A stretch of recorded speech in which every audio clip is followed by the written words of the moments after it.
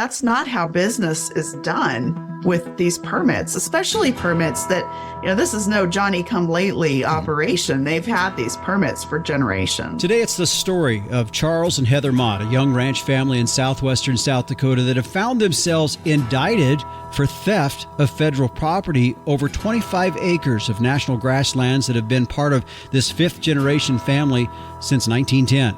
Rachel Gabel, spokesman for the Maude family, is my guest as we unpack this story. Nothing's changed. It just came out of the blue at the end of March with that no trespassing sign. In 55 days from a meeting on May 1st with a Forest Service district ranger and a U.S. Forest Service special agent over boundary discrepancies, the Maudes find themselves now summoned to appear in U.S. District Court, separately indicted with a maximum sentence of up to 10 years in prison and fined up to $250,000. So what happened here?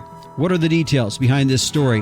Why has there been little to no information made available by the Forest Service as to why they escalated this issue quickly without trying to find resolution? This needs to have a positive resolution, and it needs to have one quickly. Why is this alarming to all of us in production agriculture, and is this reflective of the U.S. Forest Service or a rogue district office and an agent in South Dakota? This is certainly not a call to arms. This was a lack of common sense that escalated extremely quickly. It's the story of Charles and Heather Maude on this episode of the Working Ranch Radio Show.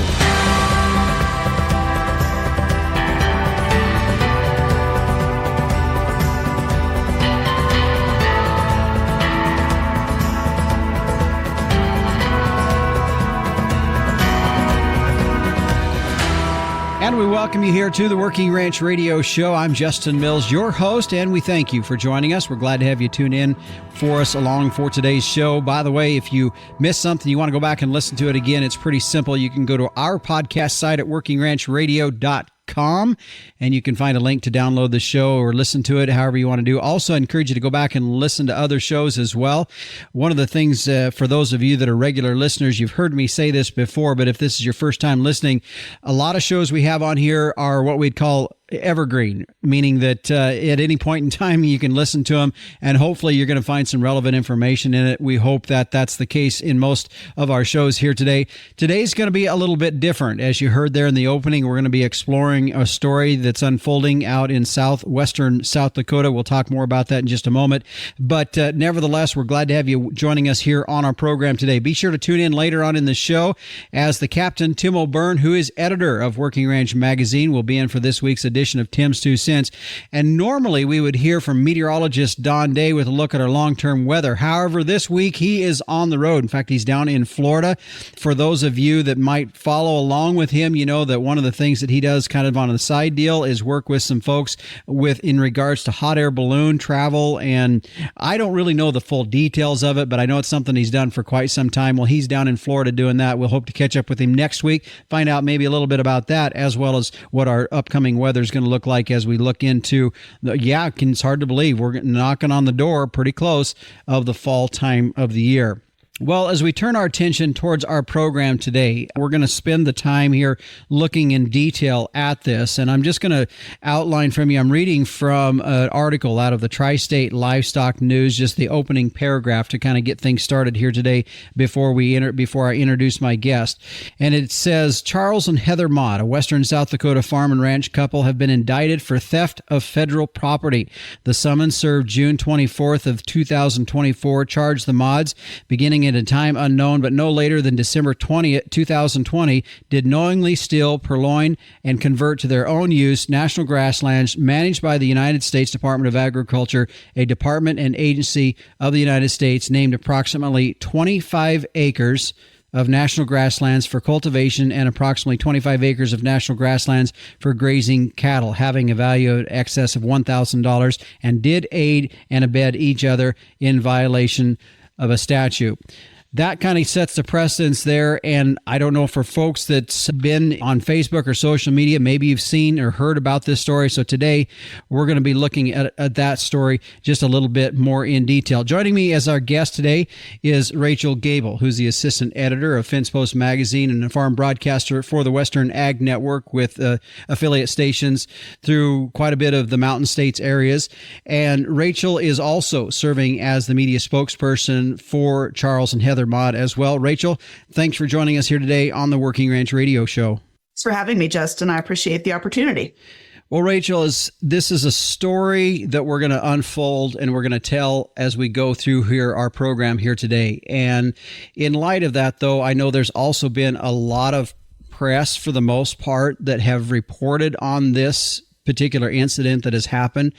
And I think just for the sake of putting everybody on the same page, I reached out to you as you're part of their media team to just basically let's lay out the story from the beginning through all of this and work through this.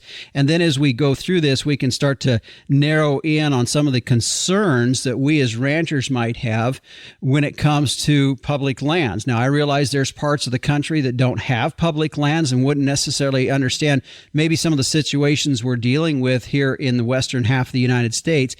However, I think it's an issue beyond just public lands. So Rachel, let's start from the beginning and start to lay out the story here when we talk about Charles and Heather Maude and the issue that has happened that we're hearing about here in the news. You bet. So Charles and Heather Maude ranch in Caputa, South Dakota, which is not too far from Rapid City.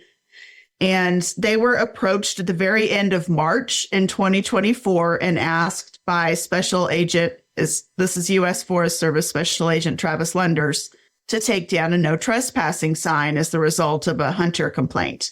And they did that. And so that was at the end of March 29th. They met in May 1st with the district forester and Special Agent Lunders. And there was some confusion on fence lines. Now, this is a fence line that dates back sometime between 1910 and 1950. And there's never been any discussion about it previously. So it's an old fence line. There was some confusion there. There's some in-holdings that are Forest Service, maybe some in-holdings that are Maudes. So the bottom line was that they needed a survey, right? Mm-hmm. And because government moves at the speed of government, the forester thought that it would take probably about a year to get that done. So everyone left the meeting with the understanding that this would take this business-like, not terribly fast approach. Well, 5 days later, Special Agent Lunders showed up with a survey team, did a survey. Neither the survey nor the initial complaint from the hunter were ever released. And on May 24th, Heather and Charles were served separately indictments on federal land theft charges. Okay. All right. So as you talk about that and you lay some of this out, I think we also need to probably look at the fact, and I want to go back to the timeline or the date that you said of there's really not a known date of when some of that Forest Service land and so much of this land, I think people need to understand, we're not just laid out exactly in 40s here as probably as most of rural America in some ways. So much of the public lands that we see is either not fenced or the fence line has been, as you had said earlier, back to maybe 1910 to 1950, the fence lines. So explain a little bit of that element, what we're dealing with the land in question here.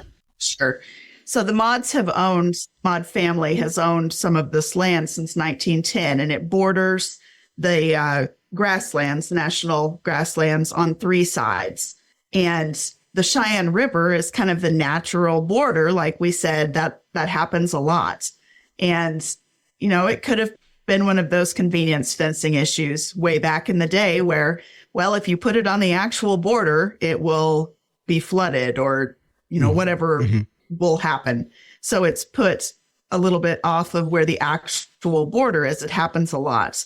But it sounds like there was a question on where the fence is, and then those end holdings, there's some Forest Service ground inside one of their hay meadows, and then sounds like some of Maude's deeded ground on the Forest Service side.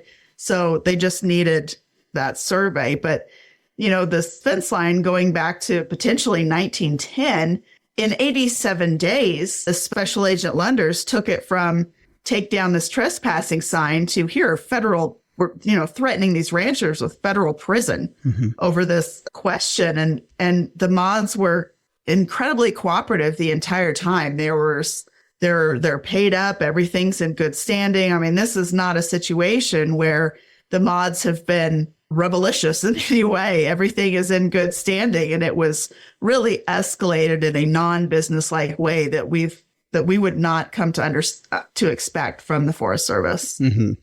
Now, I know in one of the comments discussion that you and I had a few days before our conversation here today, and so many of us are in the same boat that are ranchers, and it doesn't matter where you're at in anywhere, ranchers, farmers, anywhere in the country.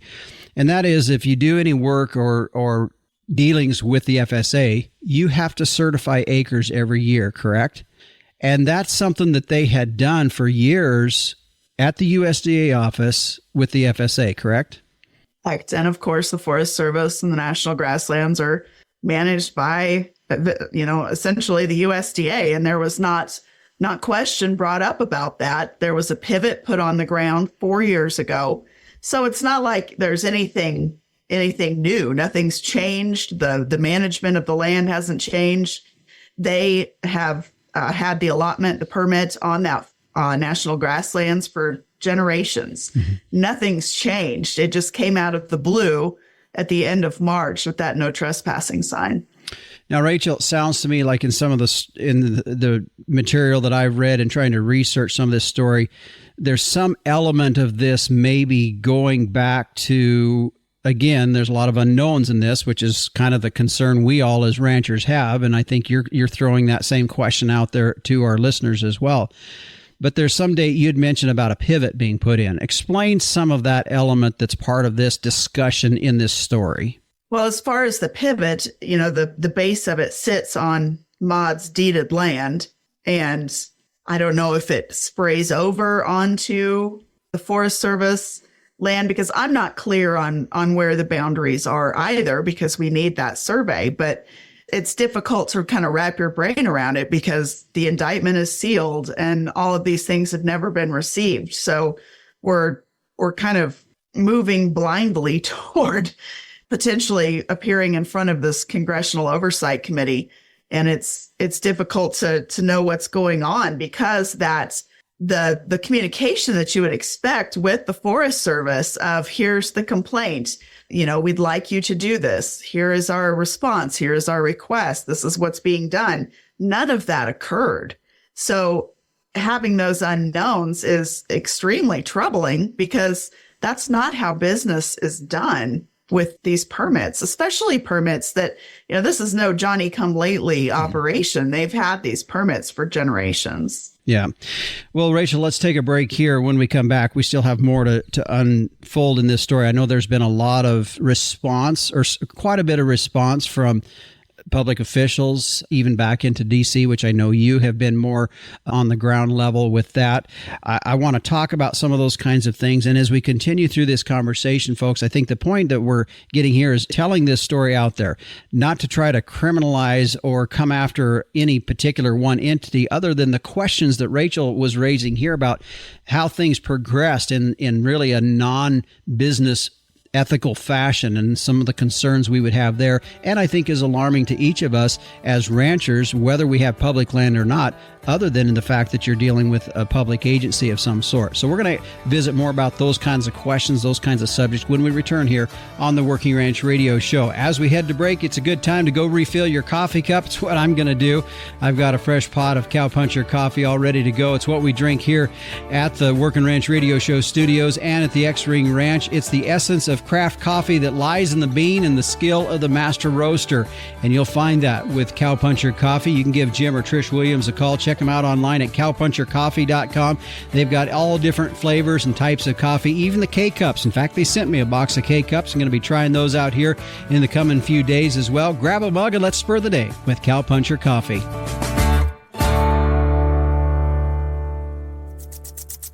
This year, choose to unlock the full potential of your cattle operation with K-Line Irrigation, the affordable and dynamic solution for grass-based livestock operations. Beat drought by planning ahead with the most user-friendly irrigation system. K-Line systems ensure optimal water distribution across all acres and are unencumbered by obstacles such as fence lines or steep terrain. Don't miss out on untapped pasture potential. Choose K-Line to secure the future of your grazing operation. For more information, visit our website at www.k-linena.com. Be sure to fill out a consultation form so our designers can create an estimate for your project. K-Line Irrigation, for greener, more productive pastures anywhere. Welcome back to the Working Ranch Radio Show. You know, as you flip through social media, you do see a lot of ranch land for sale. And for those in the market wanting to buy, that's a good thing to be able to see that, see what's out there. But what about if you're a ranch family that's on the selling side of that transaction? You know what I wonder is when I see that, did they want to sell? Did they have any other options laid out for them that might have allowed them to retain the land if they wanted to do that? Yeah, it's kind of complicated when you look at the circumstances for each outfit. But what I would suggest is that before you do anything, if you're looking to sell, wouldn't you just like to explore some options? Maybe just sit down with someone at the kitchen table. You know, about 78 years ago, Henry Hall and his son Warren founded Hall Mortgage Company, and they built a relationship with hard-working ranchers, just like a lot of us across the country, by providing solid and trusting advice guided by a principle of integrity. Now, today we know them as Hall and Hall, and nothing's changed with how they work with folks like you and I. Yeah, they're real estate brokers throughout the United States and Canada. For buyers, they can provide long-term financing as well. But for either side of the transaction you might be on, they also offer services far and above beyond what regular brokerage firms offer. And really at the heart of it is this. They want to see land stay in production agriculture, which is why they can help with things like ranch management personnel, assisting with management of the day-to-day operations, and even drafting leases. Since 1946, Hall & Hall has been dedicated to the land and landowners. And if you're at a point where you're ready to sit down and talk about the future of your land asset, or maybe just brainstorm some options, I'd encourage you to reach out to the folks at Hall & Hall. Head to their website at hallandhall.com for more information. Well, as we turn our attention to our subject at hand here today, my guest today is Rachel Gabel. She is the spokesperson for Charles and Heather Maude, and we are telling that story here today. If you're just joining us, I would encourage you to go back and listen to it. Maybe you've heard a little bit about it, seen some information about it on social media, but it is in regards to Charles and Heather Maude and an indictment coming against them in regards to some land issues regarding Forest Service land and deeded land. And we told most of kind of how that came in the last segment. And I think really for a lot of us in ranching or farming, it really doesn't matter. There's just, it kind of raises a little hair on the back of your neck, or just some concern as far as how this is progressing. How did it get this far? How did it escalate so quickly in what we're dealing with here today? Rachel, I want to talk about, we talked a little bit about Charles and Heather Maude as far as who this is in reflection of, but let's talk a little bit more about the family, because it's been there. They're out of Caputa, South Dakota, which is, if you're kind of familiar with where Rapid City, South Dakota is, it'd probably be a little bit south and east of there. And so let's talk about the Maude family and kind of where that came from, because I know even in my own thought, when the first time this story came through, Rachel, I'm like, well, we need to kind of hear about the family. We need to know about the family. Where is this legit, or is this just somebody that didn't do what they were supposed to do? And it was interesting because we find out that, you know, it's pretty legit here in what they are. And I want you to explain a little bit more about their family. So the operation, this portion of it was purchased in 1910. And of course, Charles is the fifth generation on that operation. And he actually purchased it when he was 17, which I think is really impressive. You know, he's got a long history in agriculture. He was gifted his first cow before he was even born, and and then bought the operation when he was 17. He still went on to get his degree from South Dakota State University in 2007. And, you know, not to be a slacker, but boy, he had an animal science degree with ag marketing, range and pasture management, and agronomy. So he's a well-rounded guy. Heather is originally from Niobrara County, Wyoming, and she went to the University of Wyoming. She was the editor of a magazine up in that country for quite a while, and she's also fifth generation on that operation. They used to, when they were first dating, Charles used to joke about how she lived 50 miles from town. Most of it was gravel, and then she was 16 cattle guards off the highway. Yeah. So, she's a good Wyoming girl. But they've got two little kids, and they're raising them on the family operation, and they have a pasture to table meat business that they've really grown with beef and pork. So they're very diversified, and they've been doing what they are supposed to be doing. They're involved in their community. They're involved in Farm Bureau and the fire departments. And, they're just good, solid people. Mm-hmm. So as this has begun to unfold, it's definitely caught the ear of several different entities, organizations that represent ranchers on really across the board, in addition to some public officials. So I know that's been something that you've had a little bit more hands-on approach in dealing with this. Tell me what you're finding or what you're hearing or the response that you're seeing as it's made its way into D.C. or other state and public officials. Sure. Yep. Senator Rounds from South Dakota really fired the first shot with a letter to Secretary Vilsack asking him to look into this. And I've not heard Vilsack's response. I'm unaware of one, but Rounds was kind of the first one to sound the alarm, and a number of producers sounded the alarm with National Cattlemen's Beef Association as well as Public Lands Council there in D.C. And what surprised me about my conversation, especially with Ethan Lane, who is the vice president for government affairs at NCBA, he said that he certainly met the news with a lot of anger. And the folks that he took the news to, it was met with the same degree of anger. But no one was particularly surprised. And I think that's particularly troubling, that there's such a history of bad behavior in that area by some of those agencies, and a history of poor relationships. Now, that's not to say this is agency-wide. I think it's important to recognize that it's likely not. It's likely a handful of law enforcement that's behaving out of bounds. And, it shakes the faith of all of the permittees, and it's a black eye on the guys who are doing a good job, who are parts of their community. And I think that they should be as mad as we are. Mm-hmm. I mean, behavior like this makes you trust your agency representative one day and then look sideways at them the next. And we certainly don't want to do that. We want to look at this as a singular incident, and hopefully that it's one that's entirely solvable, which I think it is. But, we need to continue to work with those agencies because they're an important part of ranching. They're an important part of the community. They're an important part of a lot of guys' bottom line. And trust but verify, and continue to make sure that your T's are crossed and your I's are dotted, and that your permits are up to date, and that they're paid up and everything's on the up and up, and keep good records.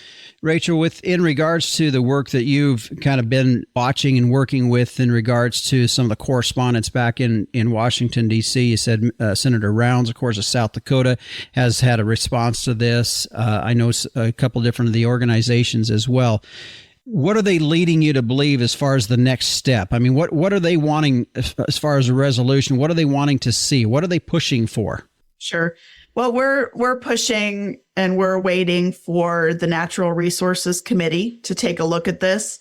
And Ethan Lane was very clear that the chairman and members of the Natural Resources Committee are acutely aware of this long history of this sort of behavior in this part of the world, and aware of some of the players and some of the challenges.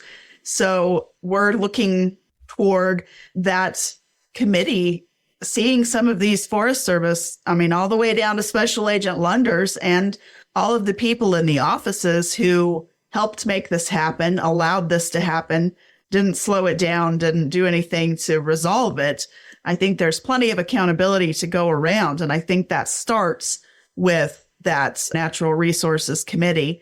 Of course, what we'd like to have happen is those charges dropped immediately, not negotiated down, but dropped.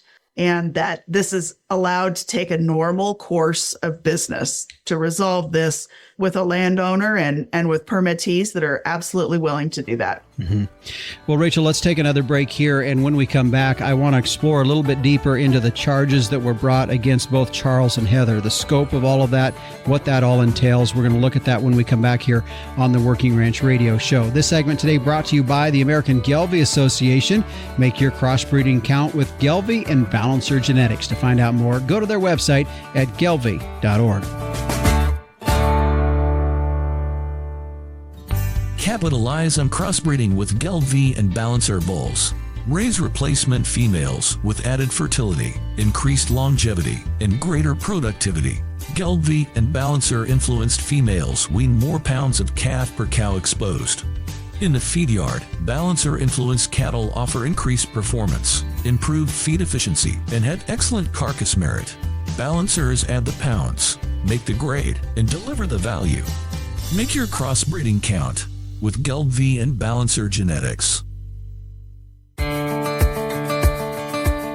And welcome back to the Working Ranch Radio Show. My guest today is Rachel Gabel. As we have been talking and unfolding the story here, maybe you've heard about it, maybe you haven't, in regards to Charles and Heather Maude out of western South Dakota, a couple that had been indicted for theft of federal property. We've outlined and talked a little bit about that story. If you're just joining us, I'd encourage you to go back and listen to the first segment, and you can hear, as Rachel described, kind of a little bit about what's happening. We're going to talk about some of those specific charges here in just a little bit. But Rachel, in the last segment, we were talking about some of the response that you had seen as the story began to unfold and get out there in regards to back into Washington, D.C., even to some of the public officials. I know Senator Mike Rounds has definitely jumped on this quite aggressively.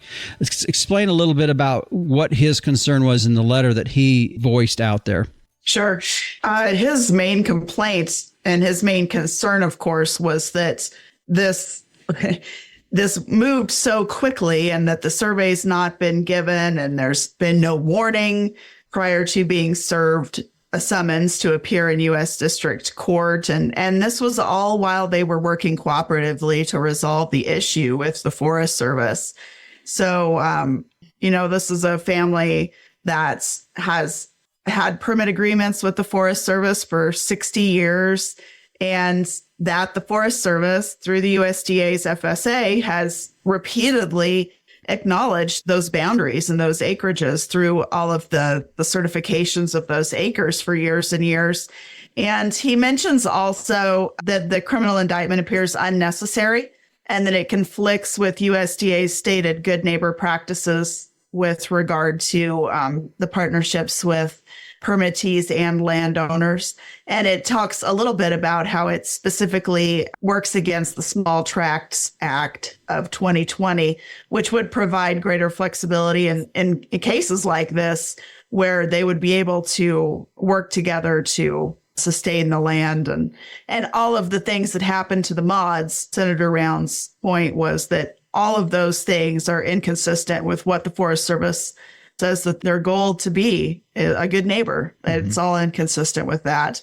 And of course, there's such a lack of information.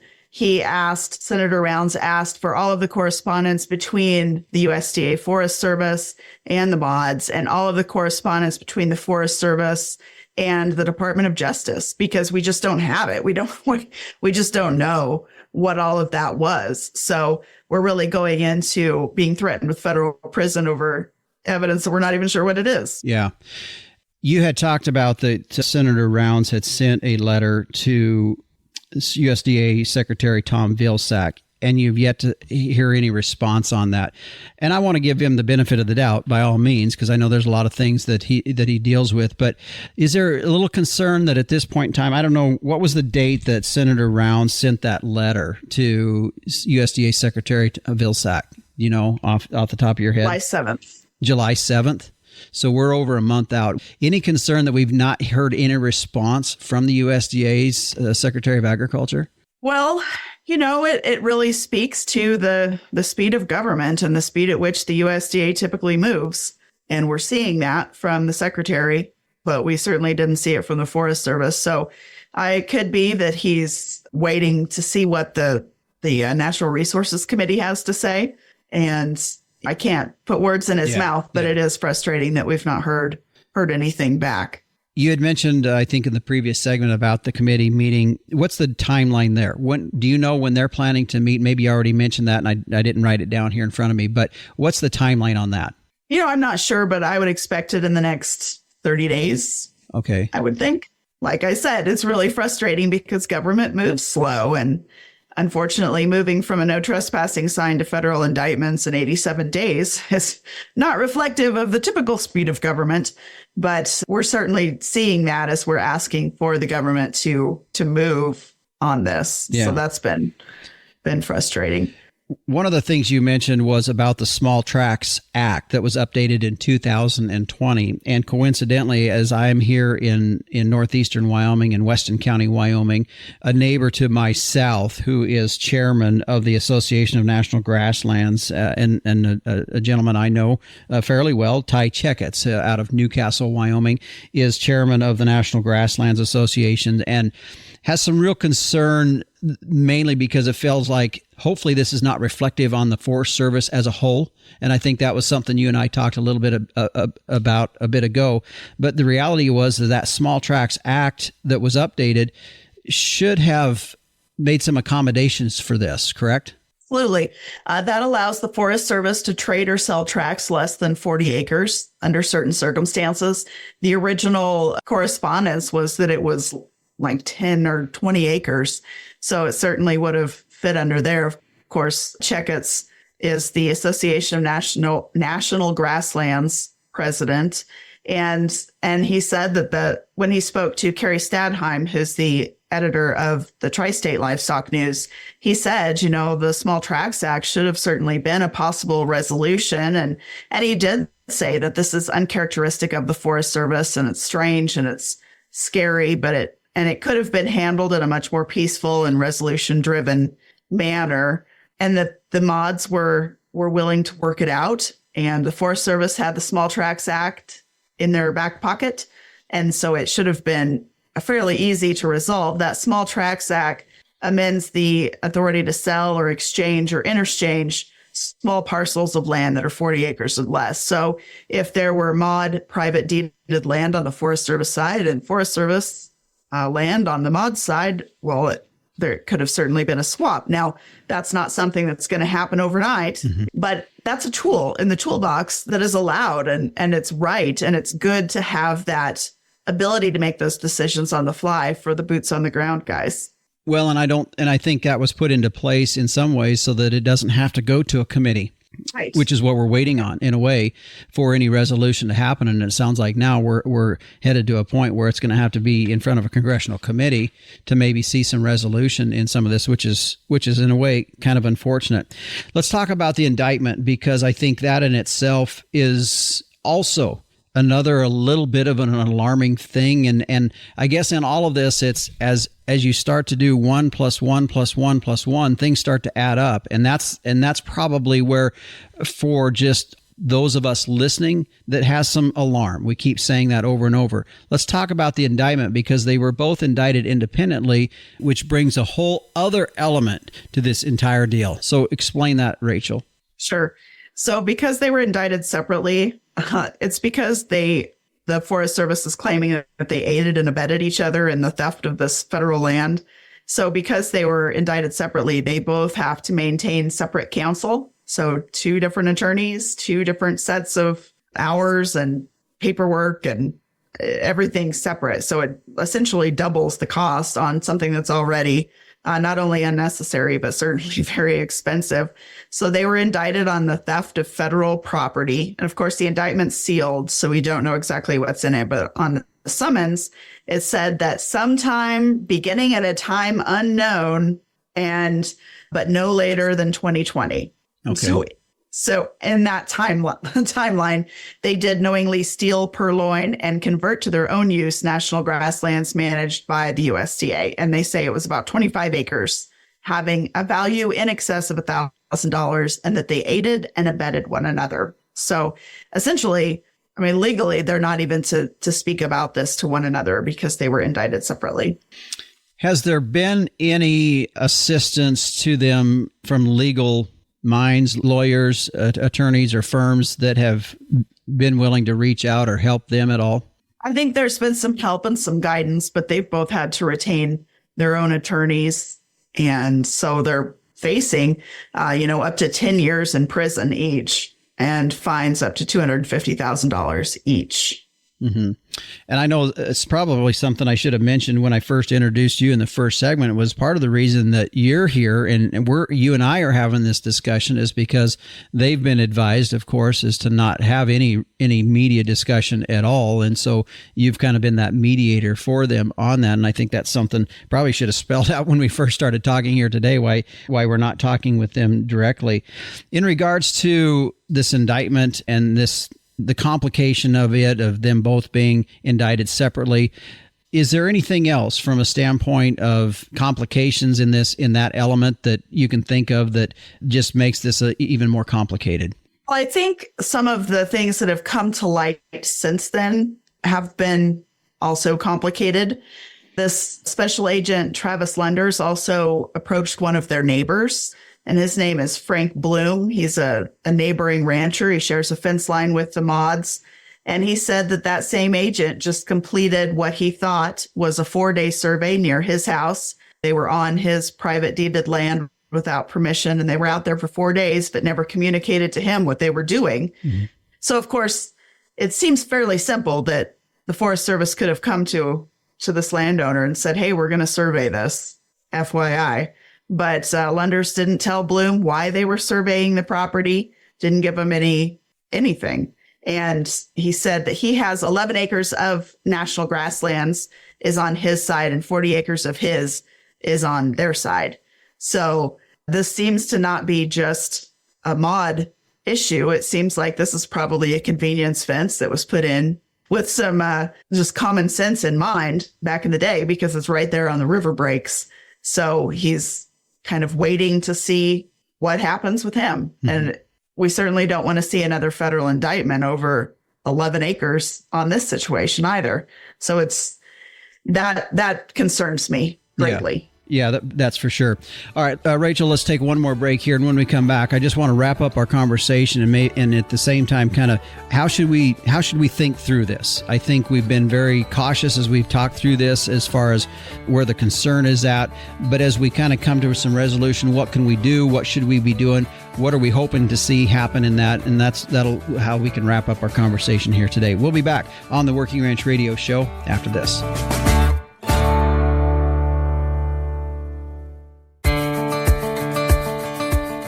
Welcome back to the Working Ranch Radio Show. My guest today is Rachel Gabel, who is the assistant editor of the Fence Post magazine, also a farm broadcaster for the Western Ag Network and the media spokesperson for Charles and Heather Maude, who we have been unveiling their story a little bit today, the concern in regards to maybe a little bit of overreach that has been seen in that and the concern that many of us in the ranching or farming industry would have, regardless of the fact, Rachel, I keep saying this, regardless of the fact of whether it's not necessarily just a land issue. Wouldn't you agree? I mean, there's some concern because we're dealing with federal agencies, and I think that's a little bit alarming for some of the folks. Would you agree than the ones that you have talked to? Absolutely. I think that's alarming, especially in the shadow of like the BLM proposed rules mm-hmm. that were not positive for a lot of not just ranchers and grazers, but also other multiple users from recreation to mineral extraction. There's been a lot of those things, and it feels very much like agriculture's been under attack, and you don't want to feel that way. But when you have these sorts of headlines, it's hard to not feel that way. Yeah. Well, and I think it echoes, I think the other side, we echo what I had talked a little bit a bit ago about, Ty Checketts, who is with the Association of National Grasslands. And there's a lot of folks that have good relationships with their BLM offices and their Forest Service offices. And there's been a lot of work over the years to make that happen. And we hate to see that just erode because of a situation happening here in southwestern South Dakota. That's the concern as well, isn't it? Absolutely. The positive to come out of it is that there's been ranchers of all stripes that have come together to support the Maudes and to support bringing this to resolution. You know, it's not every day that NCBA, USCA, and RCAF, and we're all on the toe in the line and making sure that we're getting to a good resolution. And I think that speaks to not only the quality of the people behind those associations, certainly doesn't matter what bumper stickers on their flatbed, they're quality individuals. And it speaks to the situation itself, that this was confusing and that everyone's willing to put aside their differences. And that if, a family like the Maudes can be targeted and prosecuted in South Dakota, then this can happen anywhere. That overreach can happen anywhere. And that's disconcerting. Yeah. As you had talked about some of the organizations that haven't always been eye to eye on a lot of issues, I look at some of the industry support as I read some of this stuff. And as you'd already talked about, RCAF USA, NCBA, also U.S. Cattlemen's Association, the Public Lands Council, the Association of National Grasslands, South Dakota Farm Bureau, South Dakota Stock Growers, South Dakota Cattlemen, South Dakota Farmers Union, South Dakota Public Lands Council, Wyoming Farm Bureau. I mean, as you said, if there's a positive in that, it's seeing some of these organizations, some of these folks coming together. Oh, yeah. And there's certainly all kinds of opportunity for those groups to come together, and they're maybe not as able to, but this is definitely one where you've seen them come together all the way down to the local fire departments. Yeah. We've had letters from all of them. And there's some concern about the thing that we hear over and over and over is just the lack of common sense. And that was something that the RCAF letter, Shad Sullivan, I believe, was behind that. And maybe Brett Kinsey were both on. And they said, there was just a lack of common sense regarding the fact that this primitive survey boundaries are often imperfect. And it's right on the Cheyenne River breaks. There could be a very good reason for where it was put where it's put. And of course, we see that a lot. Mm-hmm. And we completely missed the boat on a common sense solution. And so despite what the Forest Service, what Lunder's purpose was, it certainly looks like overreach and abuse of power. So, Rachel, as we have the last few minutes of our conversation here today, I want to talk about where our minds need to be at in this. I think the concern is that we don't become a lynch mob and just go after an entity, or in this case, the Forest Service, or whatever the case may be, that we really kind of step back from about 20,000 feet, look at the situation, and be civilized in our response. What does civilized response look like to you?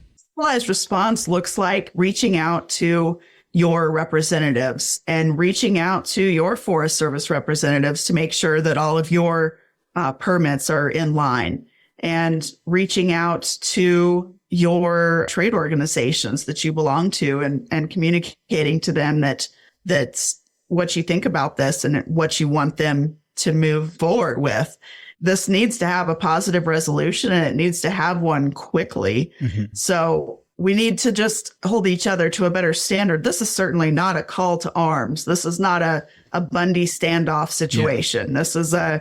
This was a lack of common sense that escalated extremely quickly. And we've got to come together through our trade organizations and through our representatives, because, the government works for us, mm-hmm. not the other way around. Yeah. So as we had talked about in the last segment, their indictment being separately, that they both have to retain attorneys, we're talking a lot of expense here. And I just throw this question out there because people need to look at in their own minds and reflect on our conversation here today. But if folks were wanting to help them out, what's ways that could be done? Because I know that's been maybe a bit slow in response for folks. And I think some of it's wanting to know, well, what's the full story, which is what I hope we were able to talk about here today. Here's the full story of what's going on. Yet at the same time, this is not going to be easy for a young ranching family. How do we support them?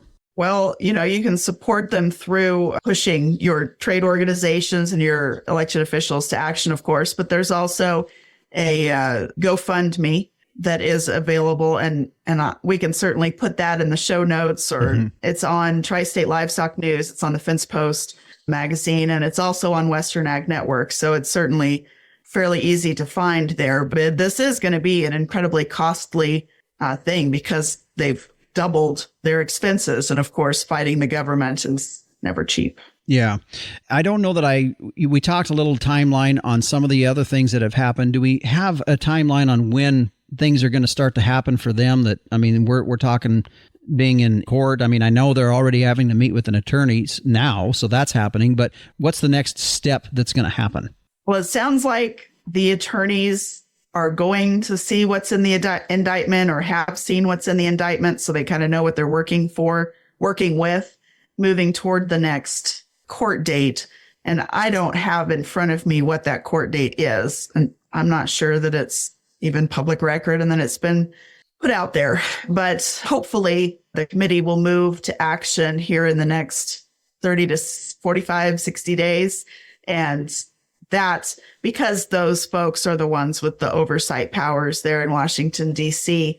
And I think because this has received so much media and because it's been met with so much anger from the top down, and that there's plenty of accountability to dole out, plenty to go around, hopefully that committee will move to action and hopefully circumvent some of those court actions and get it resolved. Yeah.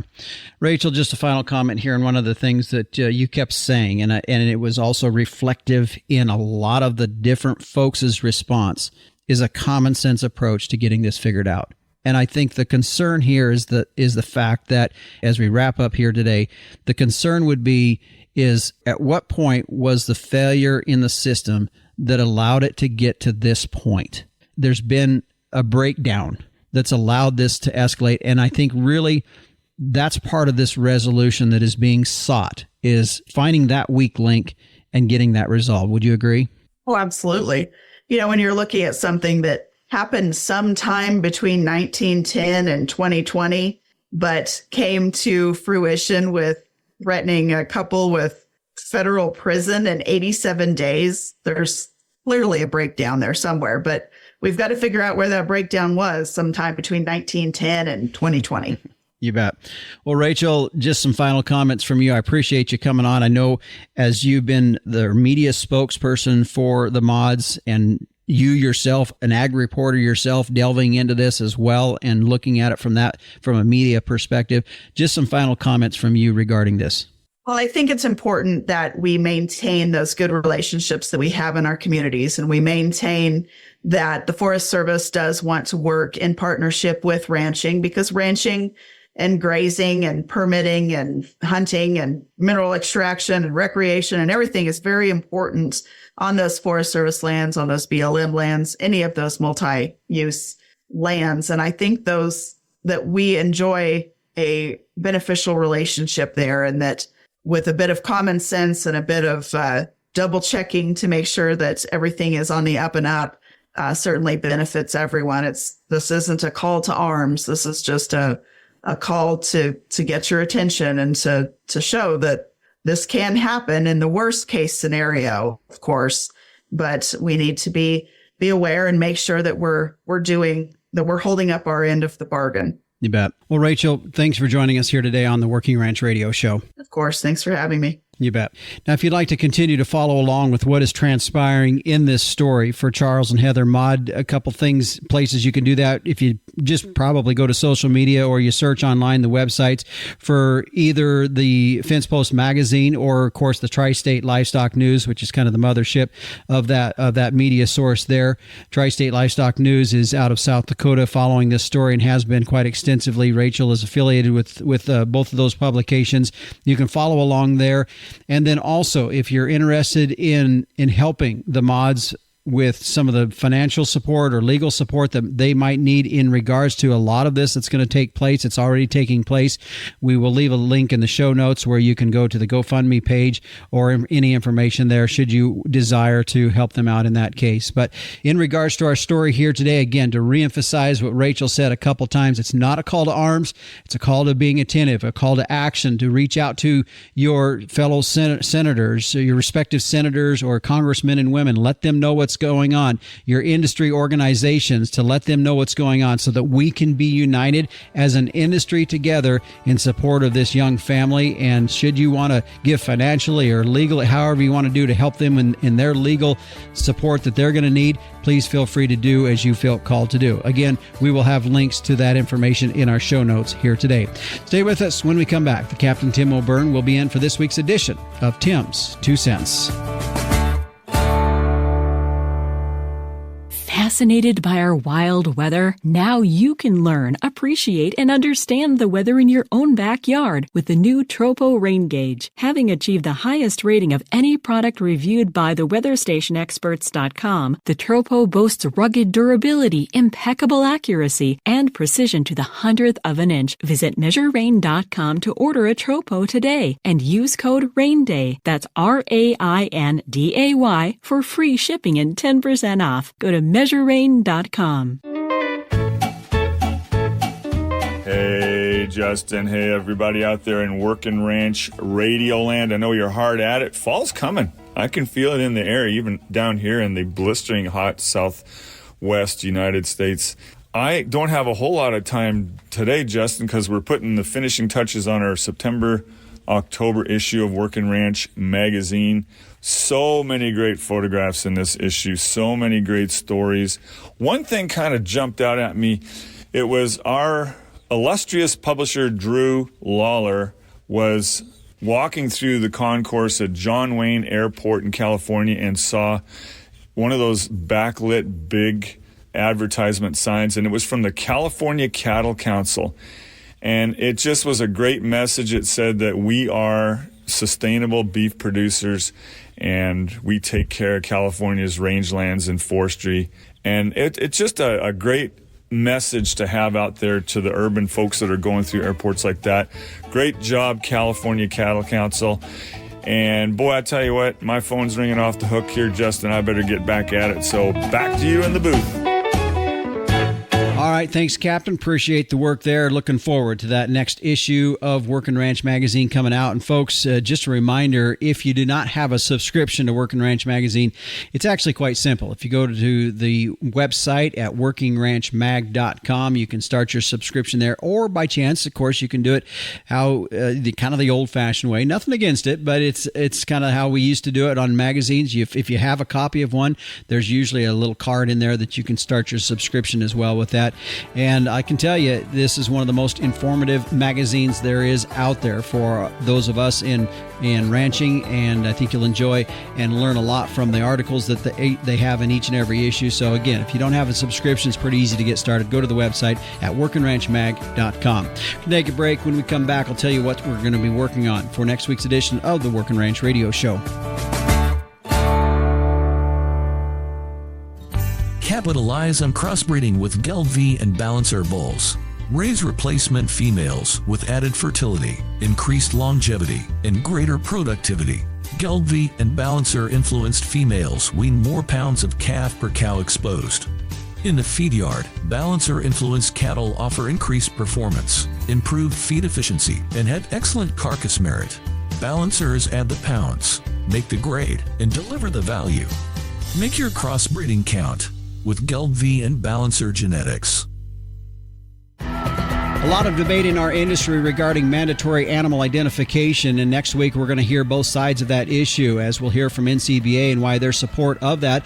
In addition, we'll also hear from the other side, the U.S. Cattlemen's Association, and why they're in support of Representative Harriet Hagerman out of Wyoming's joint resolution to block APHIS's rule mandating electronic ID ear tags for bison and cattle moving interstate. It's a big topic. You want to tune in on next week's edition of the Working Ranch Radio Show.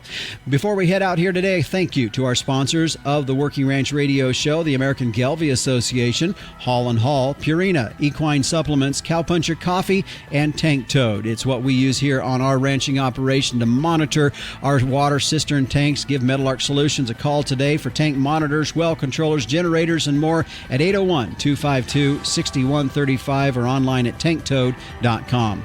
Well, the Working Ranch Radio Show is a production of Working Ranch Magazine, branded #1 by America's Ranchers. And like I said in the last segment, if you want to get started on this next issue coming out and you don't have a subscription, it's pretty easy to get started by going to workingranchmag.com. If you'd like to get a hold of me, my email address is justin.workingranch@gmail.com. Thanks for joining us. Tune in next week at the same time, same place, or on your favorite podcast provider.